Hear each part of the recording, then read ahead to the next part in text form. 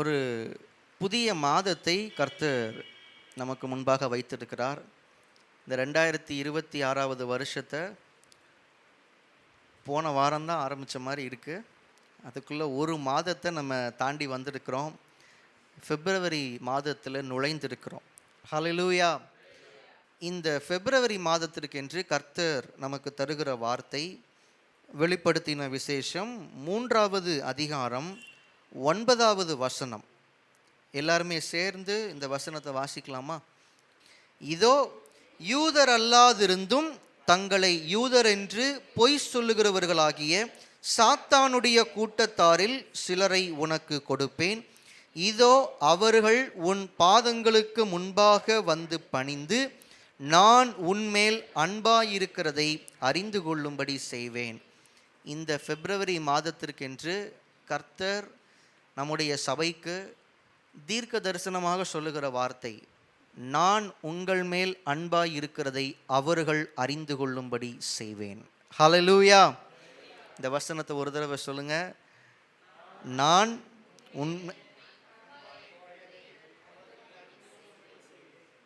அவர்கள் அப்படிங்கிற வார்த்தை மேலே இருக்குது. அதையும் இந்த வார்த்தையில் நம்ம சேர்த்துக்கலாம். இப்போ நான் சொல்கிற மாதிரி சொல்லுங்கள். நான் உன்மேல் அன்பாய் இருக்கிறதை அவர்கள் அறிந்து கொள்ளும்படி செய்வேன். இப்போ மறுபடியும் நான் சொன்ன மாதிரி சொல்லுங்கள். நான் உன்மேல் அன்பாய் இருக்கிறதை அவர்கள் அறிந்து கொள்ளும்படி செய்வேன். ஹல்லேலூயா. இந்த மாதத்தில் இந்த வார்த்தை இயேசுவுக்குள்ளாக நம்முடைய சபையில் இருக்கிற உங்கள் ஒவ்வொருவர் மேலேயும் ஆம் என்றும் ஆமேன் என்றும் பலிக்கிறது. ஹல்லேலூயா. ஆண்டவர் உங்களை நேசிக்கிறாருங்கிறத உங்களை சுற்றி இருக்கிறவங்க அறிந்து கொள்ளும்படி கர்த்தர் இந்த மாதத்திலே கிரியை செய்வார். ஆமேன். இந்த பிலதெல்பியா சபை ஒரு முக்கியமான சபை. வெளிப்படுத்தின விசேஷத்தில் சபை முக்கியமாக தியானிக்க வேண்டிய ஒரு காரியம் 7 சபைகளுக்கு எழுதப்பட்ட கடிதங்கள். அதில் ஒரு முக்கியமான ஒரு சபை தான் இந்த பிலதெல்பியா சபை. லிஸ்ட்டில் 6வதாக வர்ற ஒரு சபை. இந்த பிலதெல்பியா சபைக்கு ஆண்டவர் சொல்லுகிற வார்த்தைகளை முழுமையாக நம்ம தியானிக்கிறோம் அப்படின்னா அது ஒரு பெரிய தியானமாக போகும். இப்போது நான் அந்த தியானத்துக்குள்ளே உங்களை கொண்டு போனேன் அப்படின்னா, இந்த வாக்குத்தத்த வார்த்தையை நீங்கள் அப்படி மறந்து கிராஸ் பண்ணி போயிடக்கூடாது. இந்த வார்த்தை டைல்யூட் ஆகிடக்கூடாதுங்கிறதுக்காக இன்றைக்கு இந்த ஒரு வார்த்தையை மாத்திரம் உங்கள் ஒவ்வொருத்தருடைய இருதயத்தில் நான் பதிய வைக்க விரும்புகிறேன். இது கர்த்தர் நம்ம ஒவ்வொருவருக்கும் தீர்க்க தரிசனமாக தருகிற வார்த்தை. இந்த வார்த்தையை விசுவாசித்து ஏற்றுக்கொள்ளுகிற ஒவ்வொருவர் மேலேயும் இந்த வார்த்தை நிச்சயமாக பலிக்கும். ஹல்லேலூயா. ஆண்டவர் உங்கள் மேலே அன்பாக இருக்கிறத அவர்கள் அறிந்து கொள்ளும்படி செய்வார். இந்த அவர்கள் யார் அப்படின்னா, இந்த வசனத்திலே நம்ம பார்த்தோம். இதோ யூதர் அல்லாதிருந்தும் தங்களை யூதர் என்று பொய் சொல்லுகிறவர்களாகிய சாத்தானுடைய கூட்டத்தார். பிலதெல்பியா சபைக்கு அந்த நாட்களில் இருந்த ஒரு முக்கியமான ஒரு பிரச்சனை என்னன்னா, சில யூதர்கள், இந்த யூதர்கள் இவர்களை ஏற்றுக்கொள்ளலை, இவர்களை எதிர்த்தாங்க, இவர்களுக்கு விரோதமாக செயல்பட்டாங்க. இந்த யூதர்கள் நிமித்தம், எல்லா யூதர்கள் இல்லை, ஒரு குறிப்பிட்ட கூட்டத்தார், இவங்க மூலமாக பிலதெல்பியா சபை மக்கள் விசுவாசிகள் உபத்திரவப்பட்டாங்க, நிந்தைக்குள்ளாக்கப்பட்டாங்க, பல கடினமான அனுபவங்களை கடந்து வந்தாங்க. அவர்களுக்கு ஆண்டவர் சொல்கிறாரு, இந்த சாத்தானுடைய கூட்டத்தாரில் சிலரை நான் உனக்கு கொடுப்பேன். அவங்க உன் பாதத்தில் வந்து பணிந்து நான் உன் மேலே அன்பாக இருக்கிறதை அவர்கள் அறிந்து கொள்ளும்படி நான் செய்வேன் அப்படிங்கிறார். இங்கே என்ன பிரச்சனைன்னா, யூதர்கள், அதாவது யூத மதத்தில் தீவிரமாக இருக்கிறவங்க, மோசேனுடைய நியாய பிரமாணத்தை தூக்கி பிடிக்கிறவங்க, ஆபிரகாம்ங்கிற இமேஜை தூக்கி பிடிக்கிறவங்க இயேசுவை ஏற்றுக்கொள்ளலை, இயேசுவை மெசியாவாக ஏற்றுக்கொள்ளலை. ஒரு சிலர் இயேசுவை ஒரு தீர்க்கதரிசியாக ஏற்றுக்கொண்டாங்க. ஆனால் பெரும்பாலானவங்க இயேசுவை ஒரு கள்ள தீர்க்கதரிசியாக பார்த்தாங்க. இயேசுவை கொன்னதோட அந்த ஹிஸ்ட்ரி முடிஞ்சிரும்னு எதிர்பார்த்தாங்க. ஆனால் அங்கே தான் ஆரம்பிக்குது. இயேசுவினுடைய உயிர்த்தெழுதலுக்கு பிற்பாடு சபை வேக வேகமாக வளருது. இயேசு உயிரோடு இருந்தப்ப அவரை பின்பற்றின கூட்டத்தை விட இயேசு பரமேறி போனதுக்கு அப்புறமா பரிசுத்த ஆவியானவருடைய காலத்தில், அப்போஸ்தலர்களுடைய காலத்தில் விசுவாசிகள் அதிகமாக பெருகிறாங்க. ஆயிரக்கணக்கில் பெருகிறாங்க. வசனத்தில் வளர்றாங்க, சபைகள் பெருகுது. இதெல்லாம் பார்க்கும்போது யூதர்களுக்கு ஒரு வைத்தெரிச்சல், அவங்களால ஏற்றுக்கொள்ள முடியல. நம்ம யெகோவா தெய்வத்தை அவங்க தெய்வங்கிறாங்க, இவங்க வேற ஒரு மதமாக போயிட்டா பரவாயில்ல, இயேசுவை வேற ஒரு கடவுளாக இவங்க ஏற்றுக்கொண்டிருந்தாங்கன்னா பரவாயில்ல. இங்கே பிரச்சனையே என்னன்னா, இவங்க எல்லாரும் ஆராதிக்கிற யெகோவா தெய்வத்தினுடைய குமாரனாக இயேசுவை பார்க்குறாங்க. எங்கள் தெய்வத்தை நீ எடுத்துக்கிட்டு நீ சொந்தமாக ஒரு உபதேசத்தை ஃபார்ம் பண்ணி எங்களை விட வேகமாக அந்த உபதேசத்தை பரப்பி உங்களுக்கு கூட்டத்தை அதிகமாக சேர்க்குறீங்க. இதனால தான் உபத்திரவம் ஆரம்பிச்சுது. இதில் முக்கியமான ஒரு நபர் யார்? பவுல். நாம் பின்பற்றுகிற உபதேசத்திற்கு எதிர்மாறான ஒரு உபதேசத்தை இவங்க பின்பற்றுறாங்க, அதை பிரசித்தம் பண்ணுறாங்க. நம்மளை விட இவங்க பெரிய கூட்டமாக வளர்கிறாங்க. இவங்களை இப்படியே விடக்கூடாது, இவங்களை சித்திரவதை பண்ணணும், உபத்திரவப்படுத்தணும், இவங்களுடைய வளர்ச்சியை தடுக்கணும் அப்படின்னா பவுல் நின்னார். எந்த அளவுக்கு கிறிஸ்தவத்தை தடுக்கணும்னு பவுல் தீவிரமாக நின்னாரோ அதை விட பல மடங்கு அதிகமாக இயேசுவினுடைய சுவிசேஷம் வளர்றதுக்கு ஆண்டவர் அவரை பயன்படுத்தினார். ஆனால் தொடர்ச்சியாக கிறிஸ்தவர்களுக்கு யூதர்கள் கிட்ட இருந்து பிரச்சனை வந்துக்கிட்டே இருந்துச்சு. பிலதெல்பியா சபை இதில் பாதிக்கப்பட்டிருந்தாங்க. ஆண்டவர் அவங்கள பார்த்து சொல்கிறாரு, யூதர் அல்லாதிருந்தும் அவங்கள என்ன சொல்லிக்கிறாங்களாம்? யூதர் என்று சொல்லிக்கிறாங்களாம். யூதர்கள் யாரு? ஆபிரகாமுடைய வம்சம். இன்னும் தெளிவாக சொல்லணும்னா இஸ்ரவேல் ஜனங்கள் தான் யூதர்கள். நாங்கள் யூத வம்சத்தில் பிறந்திருக்கிறோம், நாங்கள் இஸ்ரவேல் வம்சத்தில் பிறந்திருக்கிறோம், நாங்கள் ஆபிரகாமின் வம்சம்னு சொல்லி தான் யூதர்கள் எல்லாரும் மாறுதட்டிக்குவாங்க. அதில் அவங்களுக்கு ஒரு பெருமை. இப்போது பிலதெல்பியா சபைக்கு பிரச்சனை கொடுத்த இந்த யூதர்கள் உண்மையிலே யூதர்கள் தான், உண்மையிலே ஆபிரகாமுடைய வம்சம்தான், உண்மையிலேயே இஸ்ரவேல் ஜனங்கள் தான். ஆனால் ஆண்டவர் அதை அங்கீகரிக்கலை. இந்த டிஃப்ரென்ஸை நான் அவங்க முன்னாடி இன்னும் தெளிவுபடுத்தி காண்பிக்க விரும்புகிறேன். உண்மையிலேயே அவங்க யூதர்கள் தான், ஆனால் ஆண்டவர் ஏன் அவங்க பொய் சொல்கிறாங்கன்னு சொன்னார் தெரியுமா? இயேசுவினுடைய முதலாவது வருகைக்கு பிற்பாடு ஆண்டவர் இந்த சிஸ்டமை மாற்றுறார். ஒரு வசனத்தை நான் உங்களுக்கு காண்பிக்கிறேன், அதை வாசிங்க. ரோமருக்கு எழுதின நிருபம் 2வது அதிகாரம் 28வது வசனமும் 29வது வசனமும் எடுத்தவங்க சத்தமாக வாசிங்க. ரோமர் 2வது அதிகாரம் 28வது வசனமும் 29வது வசனமும்.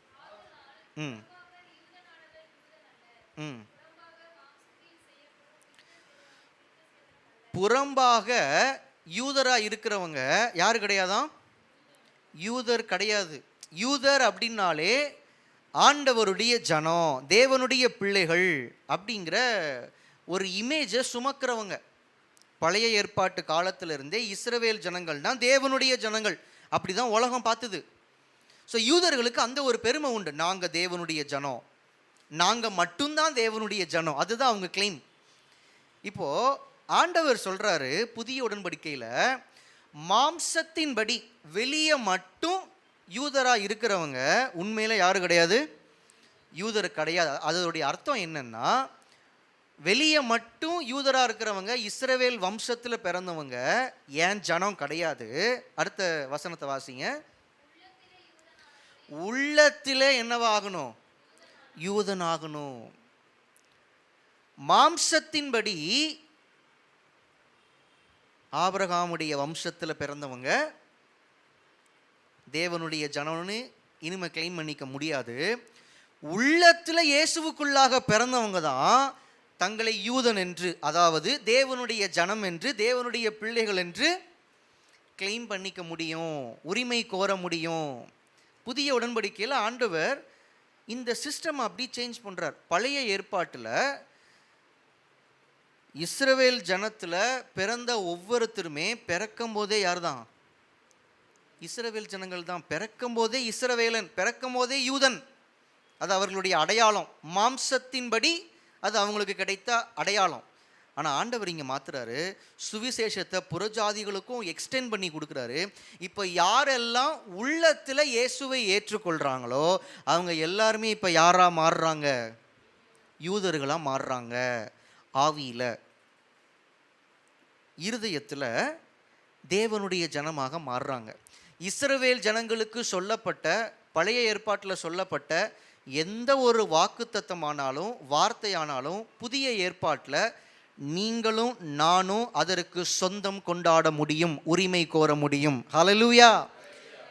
இப்போ இந்த பிலதெல்பியா சபைக்கு பிரச்சனை கொடுத்துட்டு இருந்தவங்க, பிலதெல்பியா சபையை தேவனுடைய ஜனமாக, தேவனுடைய பிள்ளையாக அங்கீகரிக்க மறுத்தவங்க யாருன்னா, வெளியே மட்டும் யூதர்கள், அதாவது மாம்சத்தின்படி தேவனுடைய ஜனம். ஆனால் ஆண்டவர் என்ன சொல்றாரு? அவங்க ஏன் ஜனம் இல்லை. ஒரு வார்த்தை அதிகமாக போய் அவர் என்ன சொல்றாரு? சாத்தானின் கூட்டத்தார். சாத்தானின் கூட்டத்தார் அப்படின்னு நமக்கு தமிழில் இருக்கு. ஆனால் பெரும்பாலான ஆங்கில மொழியாக்கங்கள் எப்படி இருக்கு அப்படின்னா, சினகாக் ஆஃப் சேட்டன் இருக்கு. சினகாக்னா ஜப ஆலயம்.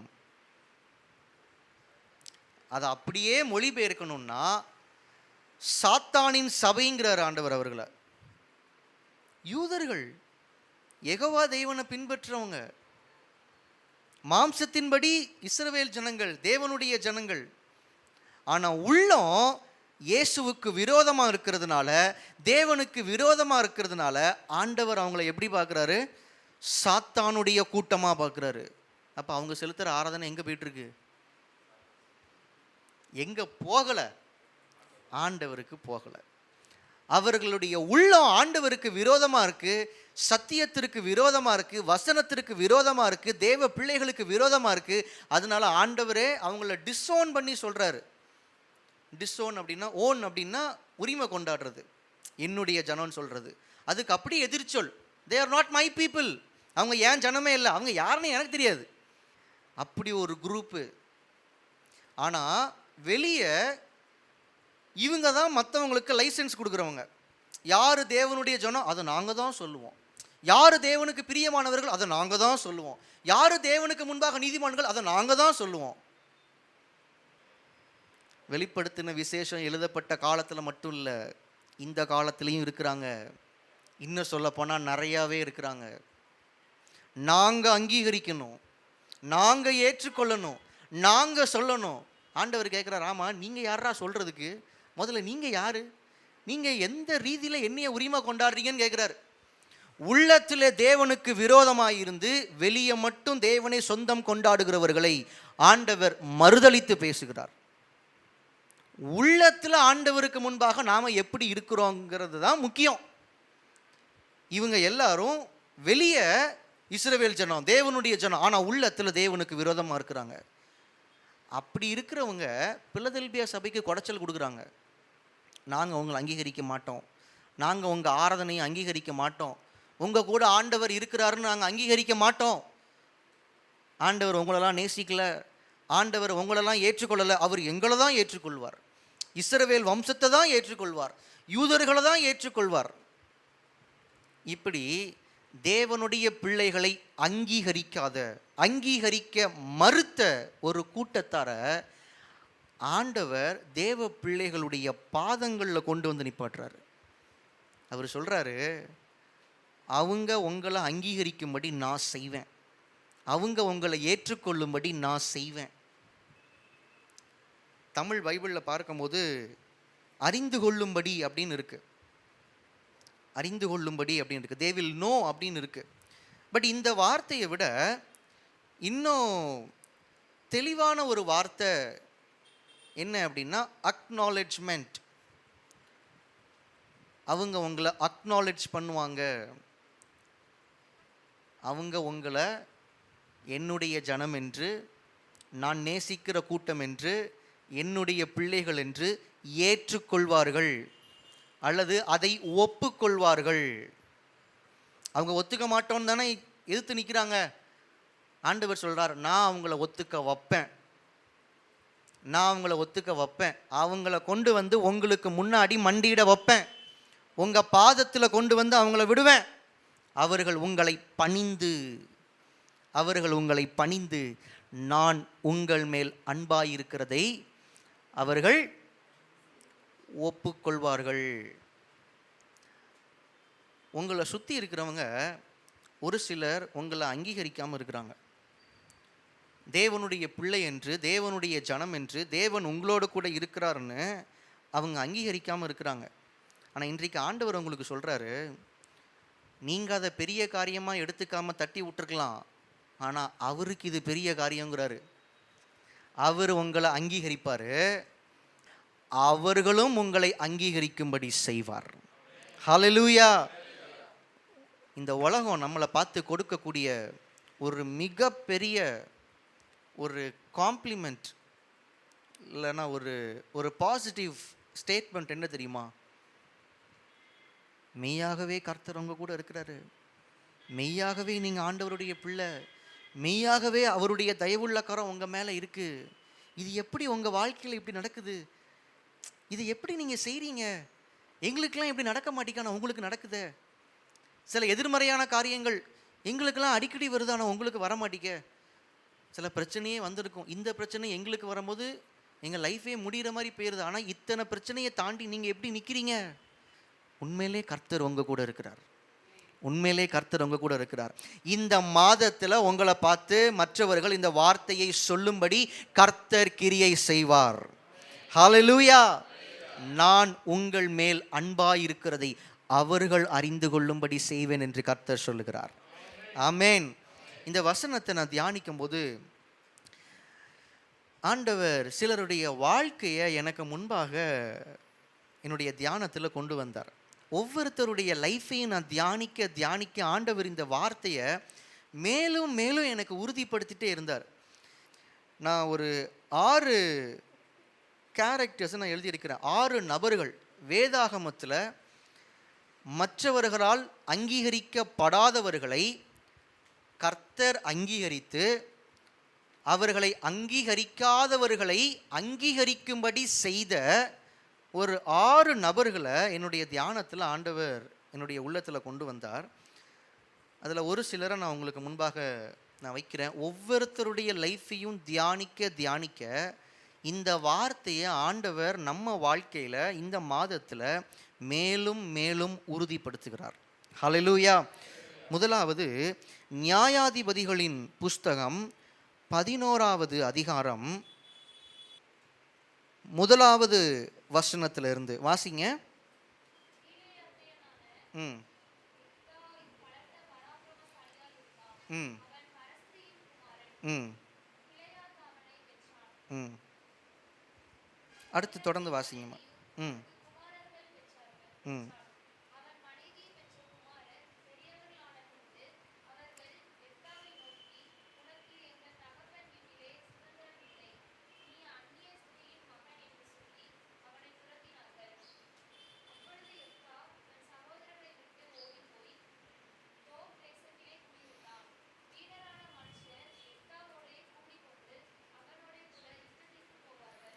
இந்த வேத பகுதியில் ஒரு மனுஷனை குறித்து நம்ம வாசிக்கிறோம். 11வது அதிகாரம் 12வது அதிகாரம் இதெல்லாம் நீங்கள் தொடர்ச்சியாக வாசித்து பார்த்தீங்க அப்படின்னா எப்தா அப்படிங்கிற ஒரு பராக்கிரமசாலியை குறித்து நம்ம வாசிக்க முடியும். இஸ்ரவேலை நியாயம் விசாரித்த நியாயாதிபதிகளில் இவரும் ஒரு நியாயாதிபதி. இவருடைய பேர் என்ன? எப்தா. எல்லாரும் சத்தமாக சொல்லுங்க, எப்தா. இந்த எப்தாவை குறித்து வேதாகமம் நமக்கு கொடுக்கிற முதல் டிஸ்கிரிப்ஷன் என்ன? அவன் எப்படிப்பட்டவன்? பராக்கிரமசாலி. அதுவும் வெறும் பராக்கிரமசாலி இல்லை, பலத்த பராக்கிரமசாலி. முதல் வசனத்தில் ஆண்டவர் அப்படிதான் எழுத ஆரம்பிக்கிறார். எப்தா கீலேயாத்துக்கு பிறந்த குமாரன். இவனுடைய அம்மா யார் அப்படின்னா ஒரு தவறான நடத்தையுள்ள ஒரு ஸ்திரீ. கீலேயாத்துக்கு திருமணமாகி அவருக்கு ஒரு மனைவி இருக்கிறாங்க. அந்த மனைவிக்கு பிறந்த பிள்ளைகள் இருக்கிறாங்க. ஆனால் இந்த எப்தா கீலேயாத்துக்கும் அவருடைய மனைவிக்கும் பிறந்த பிள்ளை கிடையாது. ஒரு தகாத உறவில் வேற ஒரு பெண் மூலமாக பிறந்த ஒரு குமாரன். இந்த பிள்ளைகள் எல்லாரும் வளர்ந்ததுக்கு அப்புறமா எப்தாவை ஒதுக்குறாங்கன்னு சொல்கிறத விட எப்தாவை அவங்களுடைய வீட்டை விட்டு விரட்டுறாங்க. இனி எங்கள் வீட்டில் உனக்கு இடம் கிடையாது, எங்கள் அப்பாவுக்கு தான் நீ பிறந்த, ஆனால் உன்னுடைய அம்மா எங்கள் அம்மா இல்லை, உன்னுடைய அம்மா ஒரு தவறான நடத்தை உள்ளவங்க, அவங்க ஒரு தவறான தொழில் செய்கிறவங்க, அதனால உன்னை எங்களுடைய சகோதரனாக எங்கள் தகப்பனுடைய வாரிசாக எங்களால் ஏற்றுக்கொள்ள முடியாது, நீ எங்களை விட்டு போயிரு அப்படின்னு சொல்லி அவனுடைய சகோதரர்கள் எல்லாரும் சேர்ந்து அவனை விரட்டிட்டாங்க, அவனை ஏற்றுக்கொள்ள மறுத்தாங்க. இவன் அவங்கள விட்டு ஓடி போய் தூர தேசத்தில் அவன் வாழ்ந்துட்டு இருக்கிறான். அவனுக்கு அடைக்கலம் கொடுக்கறதுக்கு யாருமே இல்லை. அவனுக்கு இருந்த கம்பெனி யார் அப்படின்னா குடும்பத்தால் துரத்தப்பட்ட சில உதவாக்கரைகள். அவன் கூட இருந்த மனுஷங்களை வசனம் எப்படி சொல்லுது அப்படின்னா வீணரான மனுஷர்கள், அதாவது குடும்பத்திற்கு ஆசீர்வாதம் இல்லாமல் குடும்பத்தால் துரத்தி விடப்பட்டவங்க. இவனும் துரத்தி விடப்பட்டவன், இவனை மாதிரியே துரத்தி விடப்பட்டவங்களை இவன் கூட சேர்த்துக்கிட்டு அவங்க கூட சேர்ந்து இவன் யுத்தத்திற்கு போவான். இவன் குடும்பத்தை விட்டு தன்னுடைய ஊரை விட்டு தூரமாக இருந்திருந்தாலும் இவன் ஒரு பராக்கிரமசாலி. கர்த்தருடைய கரம் அவன் மேலே இருந்தது. ஒரு நாள் வந்துச்சு, அம்மோன் புத்திரர் இந்த கீலேயாத் புத்திரருக்கு விரோதமாக அவங்க யுத்தத்திற்கு வராங்க. இஸ்ரவேல் ஜனங்களுக்கு, தேவ புத்திரருக்கு விரோதமாக அவங்க யுத்தம் பண்ணி வராங்க. இவர்களால் அம்மோன் புத்திரரை ஜெயிக்க முடியல. அம்மோன் புத்திரருடைய படை வலிமையை இவங்களால ஃபேஸ் பண்ண முடியல. இவங்களுக்கு அப்போ தான் யார் ஞாபகம் வருது? எப்தா யாருன்னு வசனம் சொல்லுது? பலத்த பராக்கிரமசாலி. அவன் ஒரு யுத்த வீரன். Is a mighty valour. அவன் ஒரு யுத்த வீரன், அவன் ஜெயிக்கிறவன். அவனை டிஃபீட் பண்ணுறது அவ்வளோ சாதாரண விஷயம் இல்லை. இப்போ அவங்க எல்லாரும் வந்து எப்தாவை தேடி, யாரு? எங்களுக்கு நீ வேண்டாம், எங்கள் வீட்டிலே நீ இருக்கக்கூடாது, எங்களுக்கும் உனக்கும் ஒரு பங்கும் இல்லைன்னு சொல்லி தங்களுடைய வீட்டை விட்டு மட்டும் இல்லை ஏரியாவை விட்டே துரத்தி விட்டவங்க இப்போ எப்தாவை தேடி வராங்க. வந்து எங்கள் கூட தயவு செய்து வந்து நீங்கள் சண்டை போடுங்க, அதுவும் எங்கள் கூட சேர்ந்துக்கோங்கன்னு சொல்லலை. அந்த வசனத்தை நான் உங்களுக்கு காண்பிக்கிறேன். 6வது வசனத்தை வாசிங்க. நியாயாதிபதிகள் 11:6.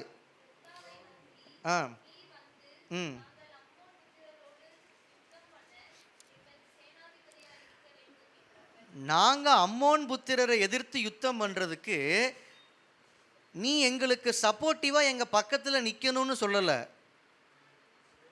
நீ தான் எங்களுக்கு சேனாதிபதியாக நிற்கணும்.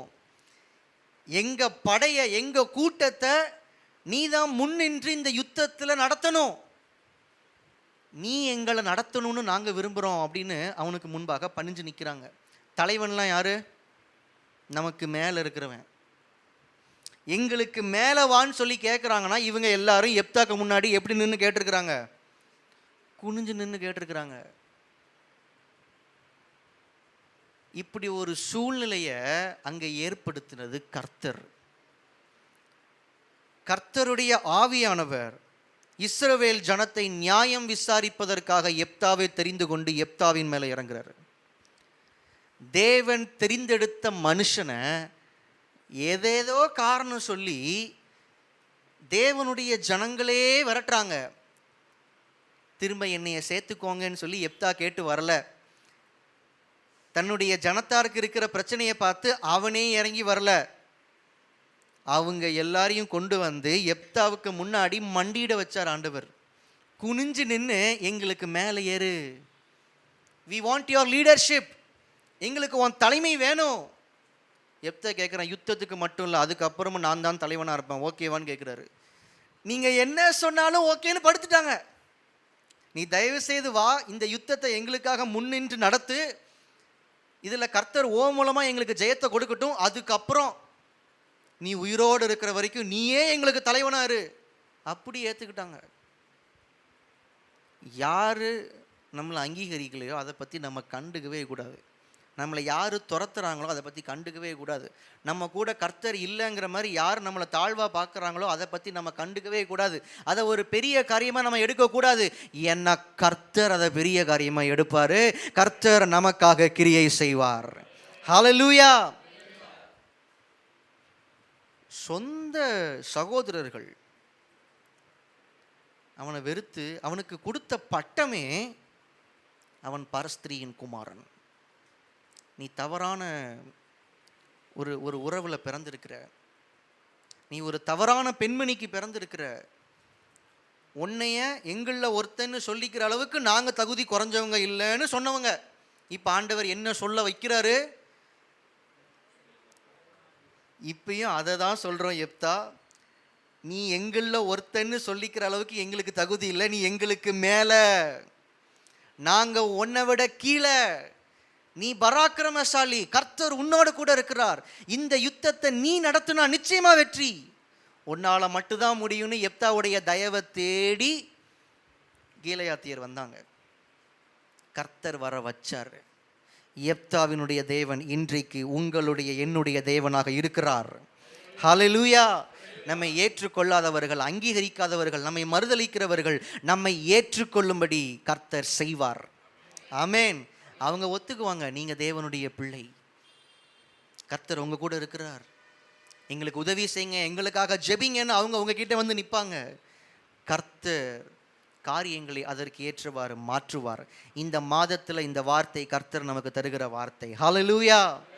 நேரம் ஆகிறதுனால நான் மற்ற சம்பவங்களை நான் வேகமாக சொல்லி நான் கடந்து போகிறேன்.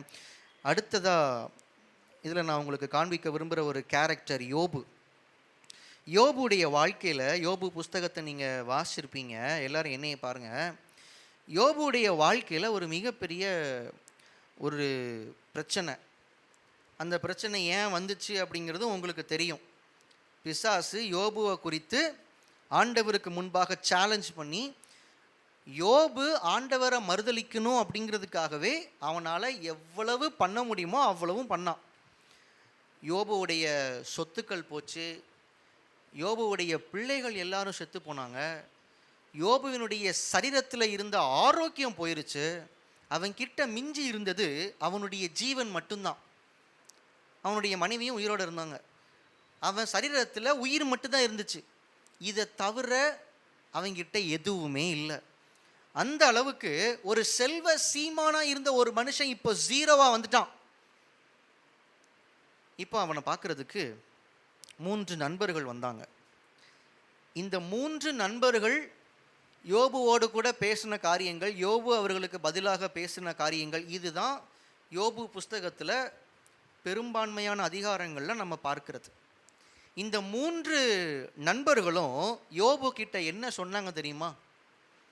நிறையா பேசினாங்க. அதை உங்களுக்கு சுருக்கமாக சொல்கிறேன்.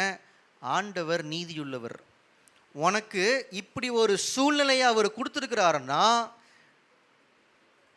இதுக்கு நீ தகுதியுள்ளவன், நீ ஏதோ தப்பு பண்ணியிருக்கிற, நீ வெளியே இவ்வளவு நாள் செல்வ சீமான் மாதிரி ஒரு வேஷம் காமிச்சிட்டு, ஒரு நீதிமான் மாதிரி வேஷம் காமிச்சிட்டு வாழ்ந்துட்டு இருந்த, ஆனால் உனக்குள்ள ஏதோ ஒரு பாவம் இருக்கு, நீ ஒரு மாய்மாலமாக வாழ்ந்துருக்கிற, ஆண்டவருக்கு பிரியம் இல்லாமல் நீ ஏதோ ஒன்று பண்ணியிருக்கிற, சும்மா ஒன்று ஆண்டவர் இதை உனக்கு கொடுத்துருக்க மாட்டார். யோபுவை குற்றப்படுத்தி பேசினாங்க. யோபு ஒரு நீதிமான். வசனம்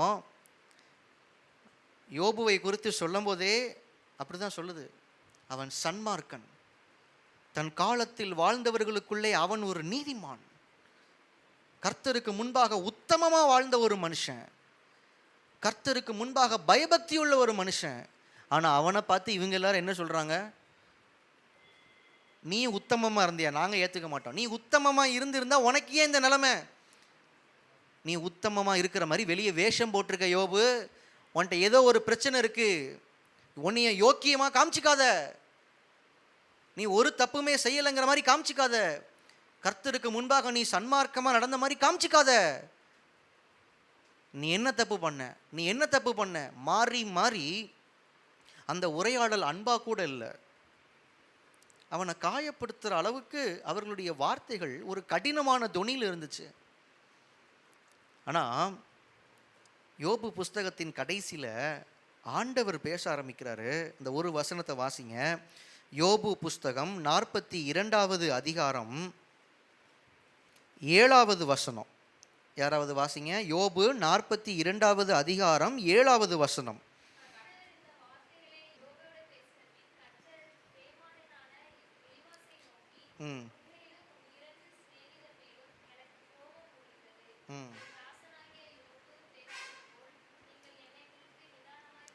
இந்த நண்பர்கள் 3 பேரும் யோபு கிட்ட ரொம்ப வைராக்கியமா பேசுறாங்க, யோபுவை குற்றப்படுத்தி பேசுறாங்க.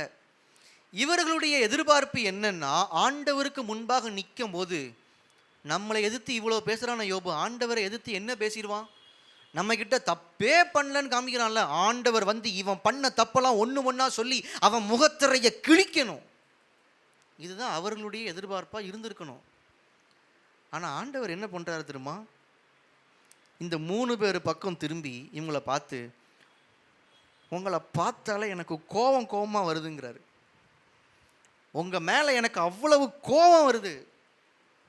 இந்த வார்த்தை ஆண்டவர் சொல்கிறாருன்னா அது சாதாரண வார்த்தையே இல்லை. ஆண்டவர் வாயடைக்க பண்ணுவார். ஆண்டவர் வாயடைக்க பண்ணுவார். உங்களுக்கு விரோதமாக பேசின வாய்களை அவர் அடைத்து போடுவார். இந்த சீன்ல ஆண்டவர் வர்ற வரைக்கும் இந்த 3 சிநேகிதர்கள் மாறி மாறி பேசினாங்க. ஆண்டவர் வந்து ஒரு அடை அப்படியே ஷட் யுவர் மவுத் அப்படின்னு பண்ணிட்டார். ஆண்டவர், உன் வாயை மூடு, நீ பேசுகிற வார்த்தையில் உண்மை இல்லை, நீ என்ன பேசுகிறன்னு உனக்கே தெரியல, நீ நிதானம் இல்லாமல் பேசுகிற, என்னென்னமோ உளறீங்க. அதான் அர்த்தம். நீ நிதானமாக பேசலை அப்படின்னா வாய்க்கு வந்த மாதிரி பேசுகிறீங்க, என்ன நினச்சிட்டு இருக்கிறீங்க அப்படின்னு கோபமாக ஆண்டவர் பார்க்குறாரு. அதுக்கப்புறம் சொல்கிறாரு, உங்கள் மேலே நான் கோபமாக இருக்கேன், என் கோபத்திலிருந்து நீங்கள் தப்பிக்கணும்னா நீங்கள் பலி செலுத்துறதுக்கு அடுத்த வசனத்தில் பாருங்கள், 7 காளைகளையும் 7 ஆட்டுக்கடாக்களையும் தெரிந்து கொண்டு என்கிட்ட வந்துடாதீங்க, என்கிட்ட வந்துடாதீங்க, நேராக என் தாசனாகிய யோபு கிட்ட போங்க. அவங்க யோபு கிட்ட போய் அவங்க பணிந்து நிற்கிறாங்க, எங்களுக்காக ப்ரேயர் பண்ணுங்க, எங்களுக்காக ஆண்டவர்கிட்ட பேசுங்க. ஏன்னா இது வரைக்கும் யோபு நீதிமான்கிறத அவங்க ஏற்றுக்கொள்ளலை. ஆண்டவர் யோபுவை நேசிக்கிறாரு, ஆண்டவர் யோபு கூட இருக்கிறாருன்னு அவங்க ஏற்றுக்கொள்ளலை. ஆனால் இப்போ ஆண்டவரே சீனுக்குள்ளே வந்து அவர்கள் ஏற்றுக்கொள்ளும்படி செய்திருக்கிறார், அவர்கள் ஒப்புக்கொள்ளும்படி செய்திருக்கிறார். இவங்க யோபு கிட்ட வந்து ப்ளீஸ் பண்ணுறாங்க, எங்களுக்காக ப்ரேயர் பண்ணுங்க, ஆண்டவர் எங்கள் மேலே கோபமாக இருக்கிறாரு. உங்களை அங்கீகரிக்காமல் உங்களை எதிர்த்து பேசினவங்க, உங்களை மறுதளித்து பேசினவங்க, ஆண்டவருடைய காரியத்தில் சொல்கிறேன், ஆண்டவருடைய உறவுலேருந்து அன்பிலிருந்து உங்களை மறுதளித்து பேசினவங்க உங்ககிட்ட வந்து எங்களுக்காக ப்ரேயர் பண்ணுங்கன்னு நிற்க வைப்பார். சில காரியங்கள் அவங்க லைஃப்பில் வரும், உங்களை தவிர வேற எங்கே அவங்க போனாலும் அந்த ஜெபம் கேட்கப்படாது. I have seen that. நான் அதை பார்த்துருக்கிறேன். உங்களை அங்கீகரிக்காதவங்க உங்ககிட்ட வந்து ஜெபிக்க சொல்கிற வரைக்கும் அவங்களுக்காக யார் யார் ஜெபிச்சாலும் அந்த ஜெபங்கள் கேட்கப்படாது. ஏன்னா இது கர்த்தருடைய அக்னாலஜ்மெண்ட். உங்களுக்காக கர்த்தர் செயல்படுவார். யோபு கிட்ட அவங்க வந்து நிற்கிறாங்க, யோபு அவங்களுக்காக ப்ரேயர் பண்ணுறான். அதில் வசனம் சொல்லுது, ஆண்டவர் யோபுடைய முகத்தை பார்த்தார். அதனுடைய அர்த்தம் என்னென்னா, இவங்களை சும்மா விட்டுறலாமா, நீ சொல்லு யோபு, நீ சொல்ல கூட வேணாம், உன் முகத்தை பார்த்தாலே நான் புரிஞ்சுக்குவேன், என்னைய பாரு. யோபு முகத்தை பார்க்குறாரு. யோபு முகம் மட்டும் கோபமாக இருந்துருந்துச்சுன்னு வைங்களேன், அந்த 3 பேரும் செத்து இருப்பானுங்க. ஏன்னா கர்த்தர் தம்முடைய பிள்ளைகளுக்காக வழக்காடுகிறவர், அங்கீகரிக்காதவர்களை அங்கீகரிக்கும்படி செய்கிறவர். ஹல்லேலூயா. நேரம் ஆயிடுச்சு. இன்னும் நிறையா உதாரணங்களை என்னால் சொல்ல முடியும். மோசேனுடைய வாழ்க்கையில் யாத்திராகமம் 2வது அதிகாரம் 14வது வசனத்தில் மோசேயை இஸ்ரவேல் ஜனங்களை ரட்சிக்கும்படியாக கர்த்தர் தெரிந்து கொண்டிருந்தார். ஆனால் அவனுடைய சொந்த இனத்தார் யாரை இவன் காப்பாற்ற போகிறானோ அவர்களே இவனை அங்கீகரிக்கல. எங்கள் மேலே உன்னைய தலைவனா யார் வச்சா, எங்கள் மேலே உன்னைய நியாயாதிபதியாக யார் ஏற்படுத்தினா, யார் நீ, உனக்கு யார் இந்த அதிகாரம் கொடுத்தது? மோசே அவங்களுக்கு நன்மை செய்ய வந்திருக்கிறாரு. அவர்களுடைய விடுதலைக்காக கர்த்தர் தெரிந்தெடுத்த பாத்திரம். ஆனால் அவனுங்க கேட்குறாங்க, நீ யாரு, உனக்கு யார் இந்த அதிகாரத்தை கொடுத்தது? ஆண்டவர் சும்மா விட்டுருப்பாருன்னு நினைக்கிறீங்களா? மோசே சொன்னபடி கேட்டால் நீ உசுரோட எகிப்திலிருந்து வெளியே வருவ. மோசே என்ன சொல்கிறானோ கேளு. எகிப்தில் வாதம் வந்த போதும், அதுக்கப்புறமா எகிப்தை விட்டு வெளியே வந்ததுக்கப்புறமும் மோசே என்ன சொல்கிறானோ அதுக்கு அவங்க அடிபணிஞ்சு நடந்தால் மட்டும்தான் அவங்க நல்லாவே இருப்பாங்க. மோசேயை எப்பெல்லாம் அவங்க எதிர்த்தாங்களோ அப்பெல்லாம் ஆண்டவர் மோசேனுடைய பக்கம் நின்று அந்த அங்கீகாரத்தை மோசேக்கு வாங்கி கொடுத்தார். செங்கடல் அந்த சம்பவத்தை தாண்டி வரும்போது அந்த வார்த்தை இப்படி சொல்லுது, செங்கடல் அதிசயத்தை பார்த்ததுக்கு அப்புறமா ஜனங்கள் கர்த்தரிடத்திலும் அவருடைய ஊழியக்காரனாகிய மோசேனிடத்திலும் விசுவாசம் வைத்தார்கள். அப்போ கர்த்தரை வச்சிருக்கிற இடத்துக்கு பக்கத்தில் இவங்க யாரை வைக்கிறாங்க? மோசே. விக்கிரகம் இல்லை, கர்த்தர் அந்த இடத்த மோசேக்கு ஏற்படுத்தி கொடுக்குறாரு. நீ என்னைய கணம் பண்ணுறியா, என் ஊழியக்காரனை கணம் பண்ண. கொஞ்சம் வருஷங்கள் போகுது. என்னாகமத்தின் புஸ்தகம் 12வது அதிகாரத்தில் ஒரு சம்பவத்தை நம்ம வாசிக்கிறோம். மோசேனுடைய சொந்த சகோதரனும் சகோதரியும், அவன் கூட பிறந்தவங்க, அவனுடைய அண்ணன், அவனுடைய அக்கா, அவங்க கேட்குறாங்க, நீ என்ன பெரிய இவன் நினச்சிட்டு இருக்கிறியா? ஏன் ஆண்டவர் உன் கூட தான் இருக்கிறாரா? ஆண்டவர் உன் மூலமாக மட்டும்தான் பேசுவாரா? எங்கள் கூட ஆண்டவர் இருக்கிறாரு, எங்கள் மூலமாகவும் கர்த்தர் பேசுவார், நாங்களும் கர்த்தருடைய ஊழியக்காரங்க தான். மோசேக்கு எதிர்த்து நின்னாங்க. அடுத்த வார்த்தை என்ன சொல்லுது தெரியுமா? அந்த வசனத்தை வாசிங்களேன். ஐயோ நேரம் இல்லை எனக்கு, இந்த ஒவ்வொரு வசனங்களையும் உங்களுக்கு வாசிக்க வச்சு கூட்டிகிட்டு போகணுன்னு ஆசையாக இருக்குது. என்னாகமம் 12வது அதிகாரம் 2வது வசனம் வாசிங்க. கர்த்தர் மோசேயை கொண்டு மாத்திரம் பேசினாரோ?